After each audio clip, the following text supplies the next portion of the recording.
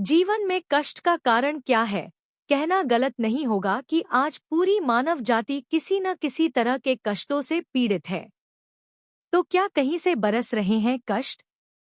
कहाँ से आते हैं ये कष्ट और क्या है उपाय इनसे बचने का? कहना गलत नहीं होगा कि आज पूरी मानव जाति किसी न किसी तरह के कष्टों से पीड़ित है। तो क्या कहीं से बरस रहे हैं कष्ट? कहाँ से आते हैं ये कष्ट और क्या है उपाय इनसे बचने का? लोग दो तरह के कष्टों को सहते हैं। आम तौर पर लोग सोचते हैं कि कष्ट या तो शारीरिक होते हैं या मानसिक। शारीरिक पीड़ा कई कारणों से हो सकती है, पर 90% मानवीय कष्ट मानसिक होते हैं, जिसका कारण हमारे भीतर ही होता है। लोग हर रोज अपने लिए कष्ट पैदा करते हैं। वे गुस्सा, डर, नफरत, ईर्ष्या और असुरक्षा आदि से ग्रस्त हैं। यही दुनिया में अधिकतर लोगों के लिए पीड़ा का कारण है। कहना गलत नहीं होगा कि आज पूरी मानव जाति किसी न किसी तरह के कष्टों से पीड़ित है। तो क्या कहीं से बरस रहे हैं कष्ट? कहाँ से आते हैं ये कष्ट और क्या है उपाय इनसे बचने का? लोग दो तरह के कष्टों को सहते हैं। आम तौर पर लोग सोचते हैं कि कष्ट या तो शारीरिक होते हैं या मानसिक। शारीरिक पीड़ा कई कारणों से हो सकती है, पर 90% मानवीय कष्ट मानसिक होते हैं, जिसका कारण हमारे भीतर ही होता है। लोग हर रोज अपने लिए कष्ट पैदा करते हैं। वे गुस्सा, डर, नफरत, ईर्ष्या और असुरक्षा आदि से ग्रस्त हैं।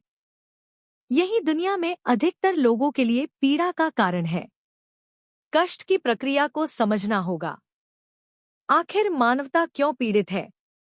हमें इस प्रश्न का उत्तर पाने के लिए कष्ट की प्रक्रिया को देखना होगा।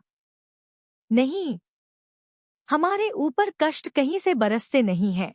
इन्हें हम तैयार करते हैं। और कष्टों के निर्माण की फैक्ट्री आपके मन में है। आज सुबह क्या आपने देखा कि सूरज अपनी पूरी आभा के साथ उदित हुआ? फूल खिले, कोई भी सितारा नहीं टूटा, सारे तारामंडल अपना काम सही तरह से कर रहे हैं। सब कुछ व्यवस्थित रूप में अपने क्रमानुसार चल रहा है।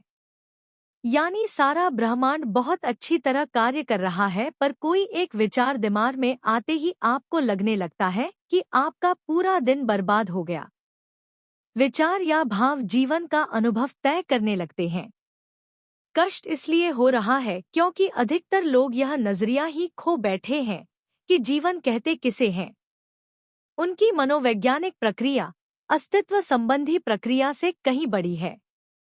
अगर आप मनोवैज्ञानिक स्तर से अस्तित्वगत वास्तविकता में जाना चाहते हैं, तो आपको देखना होगा कि आप जो सोचते या महसूस करते हैं, वह कोई मायने नहीं रखता। या अगर सीधे सीधे शब्दों में कहें तो आपने अपनी तुच्छ सृष्टि को उस ईश्वर की सृष्टि से भी महान मान लिया है। यही सारे कष्टों की बुनियादी जड़ है। हमने यहाँ जीवित रहने का अर्थ ही खो दिया है। आपके दिमाग में आया कोई विचार या कोई भाव आपके अनुभव को तय करने लगता है।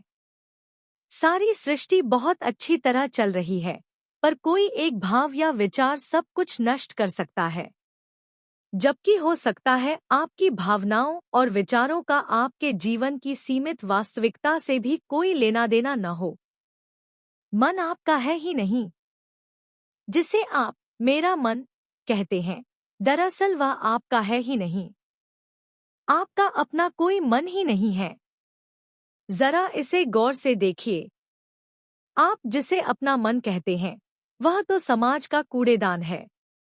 या अगर सीधे सीधे शब्दों में कहें तो आपने अपनी तुच्छ सृष्टि को उस ईश्वर की सृष्टि से भी महान मान लिया है। यही सारे कष्टों की बुनियादी जड़ है। आपके मन में कोई भी जो आपके पास से गुजरता है, कचरा डाल जाता है। आपके पास यह चुनने की सुविधा भी नहीं है कि आपको किसका कचरा लेना है और किसका लेने से मना करना है। अगर आप किसी व्यक्ति को पसंद नहीं करते तो आपको उस व्यक्ति से दूसरों की तुलना में कहीं अधिक कचरा मिलेगा। आपके पास समुचित चयन नहीं है। अगर आपको कचरे की सामग्री का सही प्रयोग करना आता है तो यह आपके काम आ सकता है। स्मृतियों और सूचनाओं का यह जो ढेर आपने इकट्ठा कर रखा है, यह केवल जीवनयापन के काम आ सकता है। इसका इस बात से कोई लेना देना नहीं कि आप कौन हैं। अपने विचारों और भावों की अहमियत घटा दें। जब हम आध्यात्मिक प्रक्रिया की बात करते हैं तो हम मनोवैज्ञानिक स्तर से अस्तित्वगत स्तर पर जाने की बात करते हैं। जीवन इस सृष्टि के बारे में है जो कि यहाँ उपस्थित है। इसे पूरी तरह जानने और इसके असली रूप में अनुभव करने के बारे में है। इसे अपने मनचाहे रूप में बिगाड़ना जीवन नहीं है। आपके मन में कोई भी जो आपके पास से गुजरता है कचरा डाल जाता है। आपके पास यह चुनने की सुविधा भी नहीं है कि आपको किसका कचरा लेना है और किसका लेने से मना करना है। अगर आप मनोवैज्ञानिक स्तर से अस्तित्वगत वास्तविकता में जाना चाहते हैं तो आपको देखना होगा कि आप जो सोचते या महसूस करते हैं वह कोई मायने नहीं रखता। आपके विचारों का वास्तविकता से कोई लेना देना नहीं है। जीवन में इसका कोई ढास महत्व नहीं है। यह व्यर्थ की बातों के सिवा कुछ नहीं जिसे आपने यहाँ वहाँ से बटोर रखा है। अगर आपको यह सब महत्वपूर्ण लगता है तो आप इससे परे कभी देख ही नहीं सकते।